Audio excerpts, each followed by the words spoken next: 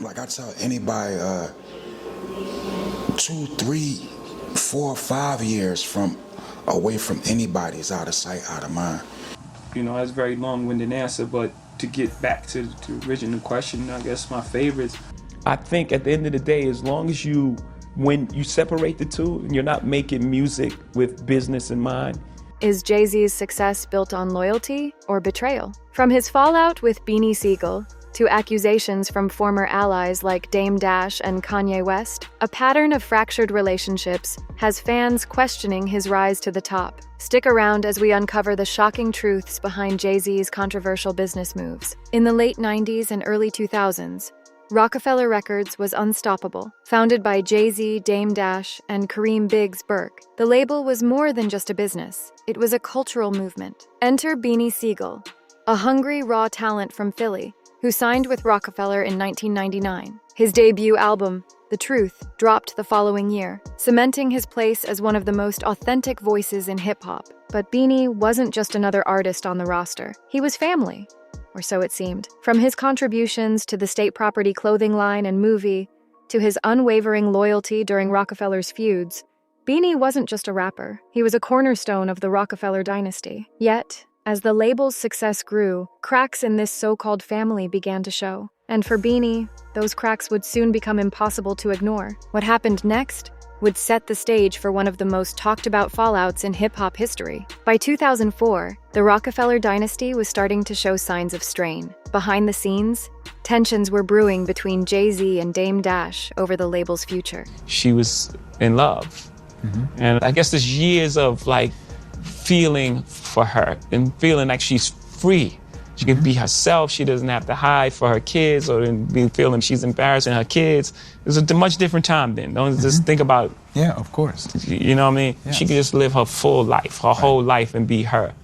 Caught in the middle was Beanie Sigel, who had been nothing but loyal to both men. But things took a sharp turn when Beanie faced serious legal trouble, a moment that would reveal the fragility of Rockefeller's so-called family. Beanie was hit with federal charges and facing decades behind bars. At his lowest moment, he expected support from the team he had sacrificed so much for, especially Jay-Z. But when Beanie needed a character witness in court, Jay declined to vouch for him, claiming he couldn't take responsibility for Beanie's whereabouts. This decision left Beanie stunned and heartbroken. In stark contrast, Dame Dash showed up for Beanie, standing by his side and publicly supporting him during the trial. For Beanie, the loyalty he thought he had from Jay-Z was shattered. This wasn't just about a legal case. It was about realizing that the bond he believed in wasn't as strong as he thought. And while Beanie dealt with the fallout of his legal troubles, Jay-Z seemed focused on something else entirely, his own career. What came next would expose even deeper cracks in their relationship. After his legal battles,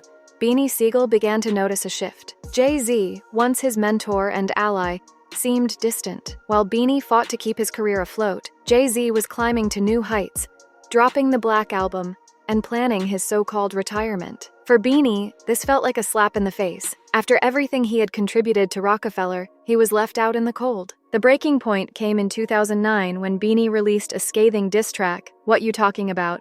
I Ain't Your Average Cat." In the song, Beanie didn't hold back, accusing Jay-Z of using him for street credibility and then abandoning him when he was no longer useful. Lines like, "You ain't live it, you witnessed it from your folks' pad," scribbled in your notepad and created your life, were direct shots at Jay's authenticity and loyalty. The track sent shockwaves through the hip-hop community, with fans divided over the accusations. Some sympathized with Beanie, seeing him as another casualty of Jay-Z's relentless ambition. Others defended Jay. You can be in love with someone. You can love someone and if you haven't experienced love and you don't understand it and you don't have the tools to move forward, then you're gonna have complications, period.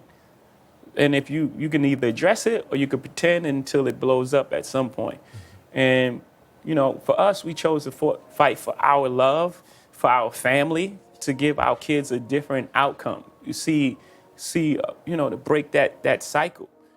Arguing that Beanie's troubles were of his own making. Jay-Z's response? A dismissive shrug. In interviews, he brushed off Beanie's claims, suggesting that Beanie needed to take accountability for his own actions. But Beanie's diss track was more than just a song. It was a declaration that the loyalty Rockefeller was built on had crumbled. And Beanie wasn't the only one with grievances. As the years went on, More cracks in Jay-Z's relationships with his former allies would come to light. Beanie Sigel's story was just the beginning. Over the years, a pattern began to emerge.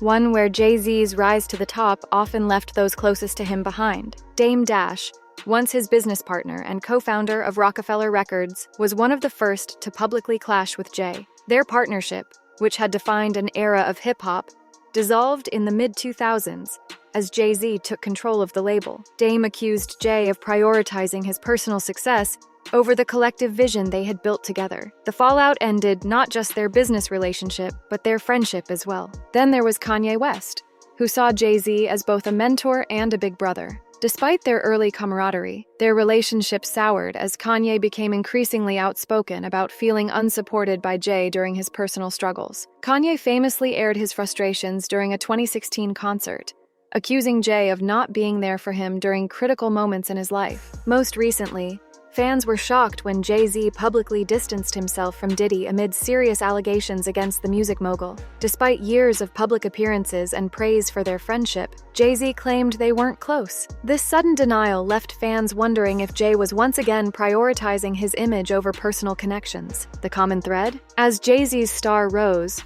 many of his former allies were left feeling used and discarded. But is this simply the cost of doing business in a cutthroat industry? I think at the end of the day, as long as when you separate the two and you're not making music with business in mind, because you at some point it has to be real when they touch it, when they listen to it. Something has to resonate with them that's real. As long as when you're in the studio, you're an artist, you make music, and then after you finish, you market it to the world. I don't think anything is wrong with that. In fact, I know there's nothing wrong with that. Or is it a reflection of Jay-Z's own priorities? Stick around, because next, we'll dive into how fans are interpreting these moves and what it says about Jay-Z's legacy. Jay-Z's complicated history with former allies has sparked heated debates among fans. On one side, supporters argue that Jay's decisions are just smart business moves. In an industry as ruthless as music, they claim, survival often means making tough choices, even if it means cutting ties with friends. From their perspective, Jay-Z's ability to focus on his long-term goals is part of what's made him a billionaire, but others see it differently. Critics point out the consistent pattern of fractured relationships, accusing Jay-Z of prioritizing self-preservation over loyalty. They argue that Beanie Sigel's experience isn't an isolated case, but part of a larger narrative where those who helped Jay rise to the top are left behind once they've served their purpose. For some fans, the fallout with Beanie Sigel hit particularly hard. Beanie wasn't just a collaborator. He was someone who defended the Rockefeller name and contributed to its legacy. To see him cast aside during his legal troubles felt, to many, like a betrayal of the family ethos Rockefeller was built on. The divide among fans raises a bigger question. Is loyalty even possible in an industry driven by fame, money, and power? Or does success always come at the cost of relationships? Up next, we'll examine how these patterns have shaped Jay-Z's legacy and whether his actions have helped or hurt his reputation in the long run. Jay-Z's journey from Brooklyn hustler to global icon. I'm not great with dates, but he called me before we started this and was like, man, I got your next blueprint.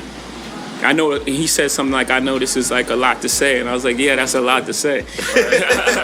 And just dismissed it. And then, somehow we got up and then we was in Rock Nation offices out here in LA.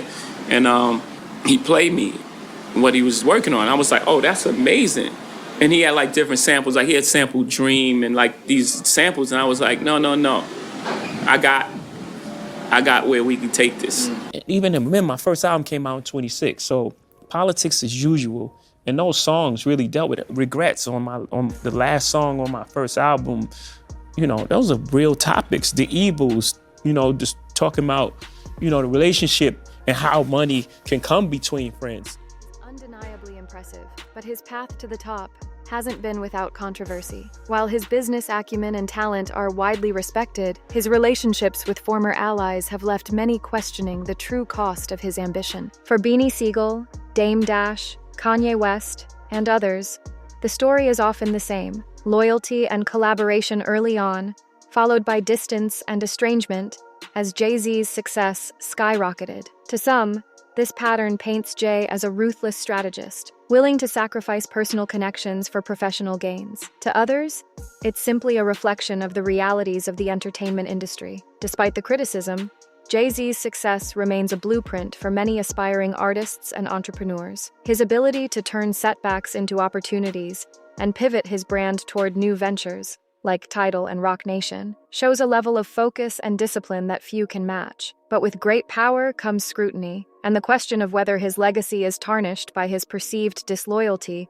continues to follow him. So, what does this all mean for Jay-Z's legacy? Is he a cold, calculated businessman who understands the price of success? Or is he someone who's lost touch with the very principles of loyalty and brotherhood that once defined Rockefeller Records? As fans and critics alike weigh in, one thing is certain: Jay-Z's legacy is as complex and layered as the man himself. That's a very long-winded answer, but to get back to the original question, I guess my favorites would be I hope they make the album. A song called Already Home is pretty strong, and Forever Young, and Venus Versus, just so many different songs. I have no idea how, I'm just still recording, so I don't know what makes the album at the end of the day. Well, yeah, it does. Really? That's really what you just happened. Vomit out the whole song as it is? Yeah, sometimes. Yeah, really in 5 minutes sometimes. The Fuck first me. Blueprint album. The first Blueprint album I made was in 3 days. I made 9 songs in 3 days, which ended up being an album, which was, considered as a classic to this day. And for those who've been left behind, his rise to the top remains a reminder that not everyone makes it there together. Let us know in the comments.